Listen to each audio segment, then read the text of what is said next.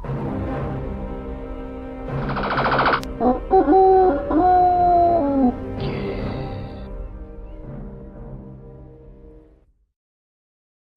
everyone, a very warm welcome to you. My name is Nick, we're on the Commodore 64 and we're looking at a night racing game. Yes, it's a game called Night Racer, published by Mastertronic in 1988. Now I believe it might be set in the future, I'm not sure, but anyway, the idea is you're in an endurance rally in a car over different stages and you must make it to the end of the stage before the time runs out because your car will then blow up. Yes, I know, it's quite a sinister sort of event, this one. This is section 1 of an unknown amount of sections. You get extra points, as I put my name is as Nick to prove it's me. You get extra points if you beat your opponent, which is in a yellow car, and most of the time you just need to overtake other drone cars which will try and hold you up. If you bash into them, it obviously costs you time. If you bash into the curbs, it will also cost you time. Now I'm doing manual gears here. You see the gear stick at the bottom there, 4th gear, 5th gear, no, it's just into 4th gear, and we'll try and keep going as quickly as we can. Hopefully I will be able to get off level 1. I'm not sure it's going to happen, but it's the first go I've ever had on this one. So we'll see what happens. But racing games I tend to be a little bit better at. Now, it says we're going through Central Europe through forests, but it's cheating a little bit because both sides are black. It says it's at night. And a little bit of blue triangular sky. Right, let's get past this computer opponent. You can ease off the accelerator around the corners if you need to for a bit more manoeuvrability, although not much. Car controls not too badly. Not sure this come out on the ZX Spectrum, but we've reached the end. Hooray!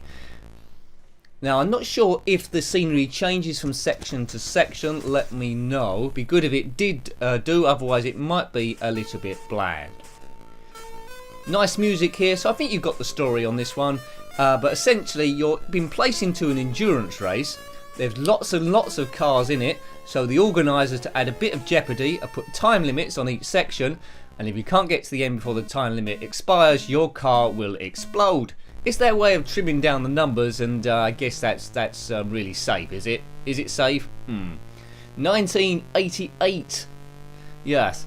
So speed-wise it's quite good, although there's not a lot to it. It feels a little bit, apart from the improved graphics, it could be an Atari 2600 game, a bit in the vein of Pit Stop, where you're going, or Pole Position I should say, where you're going past different cars in a time zone.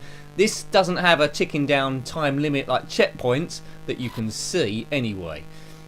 Now those eagle-eyed people will see that there's a very long map on the bottom left in red, like squiggly everywhere, like someone dropped a load of spaghetti or something. The white dot going around the map is us. Glancing at that doesn't help you too much, but at least it shows you where you are on this big endurance rally.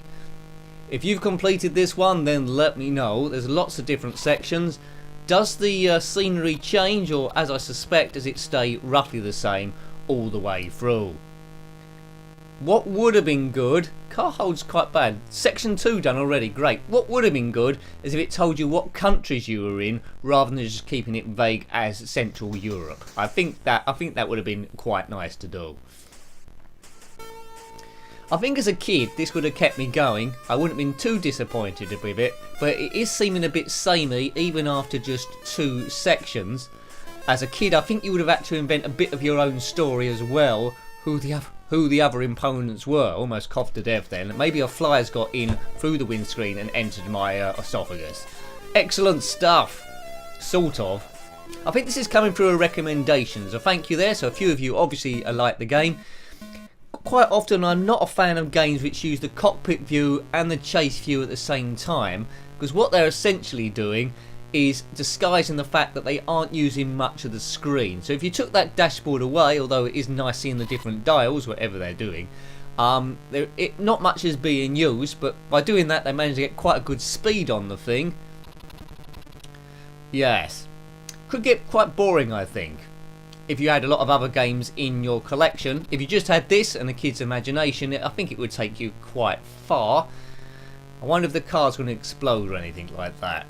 The car a little bit reminds me of, you know, Johnny Cabs from Total Recall, which is a game we reviewed quite recently on the Commodore Amiga. I had great fun reviewing that one, so check that out if you haven't already.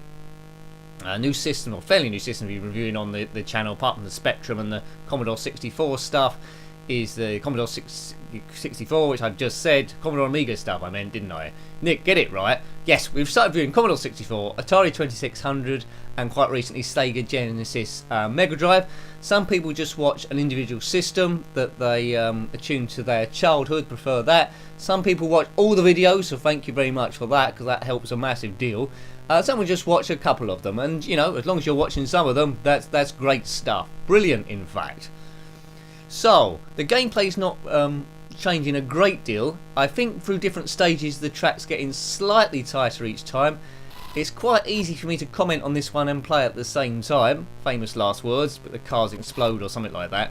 So I don't really know how much time I've got left. But we've done it anyway. Section 3 complete. We're whooshing through these systems, aren't we? Mastertronic. Now that's a name I know more about on the ZX Spectrum. There's quite a few Mastertronic games I've actually reviewed. Don't think we've covered too many on the Commodore 64 so far. A game from my childhood which I can never quite remember what to do during it, or even now, as finders keepers. So it'll be interesting to see how that game plays on the Commodore 64, if indeed it did come out, the Magic Knight series. Quite often if a game has come out on the ZX Spectrum, it would have come out on the Commodore 64 as well, or vice versa. There are some exceptions though. Attack Attack, which is one of my favourite games of all time, which I had as a kid, never come out on the Commodore 64, which was a big shame. There must have been a reason behind that, but we don't know what it could have been, because it was a great game, it was. Right, section 4 should start getting even more trickier now. Let's try and get round this mess. Get out of the way, everyone, past these green drones. It plays a little bit, although the graphics are greatly superior, it plays a little bit like an LCD game, where one car will come along, you do left and right to get past it, and then that's it, you're past it there. So I'm not sure what the longevity of this game would be as a modern day adult, as modern as I can be coming to it, but it plays okay. I wouldn't say it's the greatest game in the world, but it's a pretty good game. It's quite solid, it's not glitchy or anything, it's quite smooth, controls well, difficulty level is good. So yeah, it's just that every level's staying the same. Of course, if it changes by stage 10 and it changes to a different colour, then let me know. But I can't see if there's any scope to actually change the scenery anyway, because both sides are black to represent the night, and it is called Night Racer. So what else could they do? Unless that triangular bit of sky goes from blue to red or something. Rumble strips are always going to be red and white in this. Oh, I'm having a few errors here. I'm clipping a few things. Right, get past that. Cars seem to be weaving a bit more. So the yellow car is your opponent, bonus points if you beat him. The green cars are drones, which just get in your way and cause you to go wide and hit the curbs and all that sort of stuff. Car hasn't exploded yet, which must be a good sign.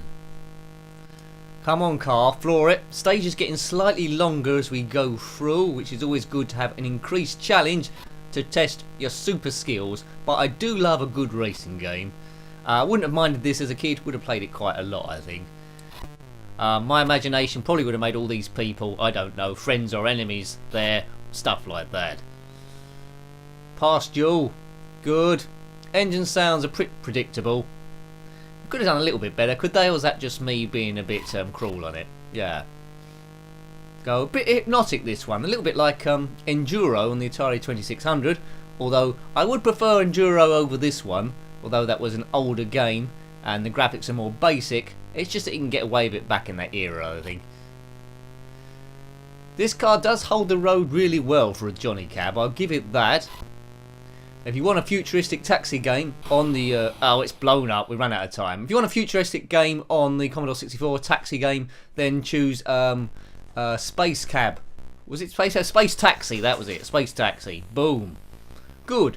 So that was 4 sections done quite quickly. I'll just have another quick go. I won't go as far as I did last time, just to see if there is anything different there. But it's fire button to accelerate, and you can decelerate by taking your finger off the fire button or going down the gears. But essentially the best gameplay is getting up to the top gear of 4th gear as quickly as you can and just stay in there. If you brush the sides, don't bother changing down. Might need a bit more finesse in the later stage if it turns into twisty twistier than this, but I think these bends are quite shallow. I don't think it's going to change a great deal beyond this, rather than being more corners that come up. Traffic seems to come in equal measure, like pole position did. Yeah, not bad, not bad. NR on the steering wheel stands for Night Racer, funnily enough, the same name as the game. You might have a friend with the initials NR, it might stand for that, it might be his car. I can't think of any famous people with the initials NR now. Norman Ripsnake, no. Nelly Rhubarb, Nobby Rune. There's probably a very obvious one, isn't there? Initials NR, work on that for me.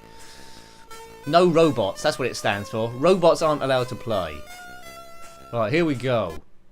Sector 2. So every section looks the same, although it's slightly longer going forward, I think, and slightly more twisty, and maybe it's more critical on the time each time. Gears are quite easy to accelerate there. You just look at the dials. When they're getting near the end, you change up. That's it, folks. Yeah. Not much more I can say about this game, really. We're pretty much all covered. It's a time limit game with no timer ticking down at all. You're going through Central Europe. I hope you recognise it. If you're from Central Europe, let me know if we've driven past your house. And why haven't you got the lights turned on? There's no lampposts here. There's no lights. This is a very dangerous road. Unless they've got magic cat's eyes which are lighting it up. But I cannot see them. And I don't know what roads in Central Europe have got a rumble strip both sides all the way down it. That's just tempting boy racers to break the speed limit and put their music up to 60 billion decibels and all that sort of stuff. Man, I'm sounding old. This car doesn't have music option. It's just engine sounds, and I'm a purist. I just like engine sounds, if you can call these engine sounds. Are they engine sounds, or is it just a fly flying around? Well, that's that section complete. Hope you've been following the white dot on the map. 6-bit glory? No, let's go for 8-bit glory. Let's give you 2 extra. There's no such thing as 6-bit. Yeah, I think we'll call it a day there. I think we've seen enough how the game plays. Good graphics, good sound. Not much to it, and longevity, I'm worried it might get a little bit boring, but it's a good game. It's a good game. So I hope you liked having a look at that one. That was Night Racer, published by Mastertronic in 1988 on the Commodore 64. Got any thoughts about that game or similar games? Then put those below. You're more than welcome.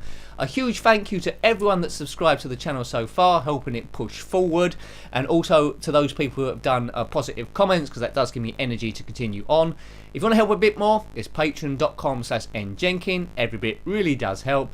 Until next time, take great care of yourself and are very fond. Goodbye. Goodbye.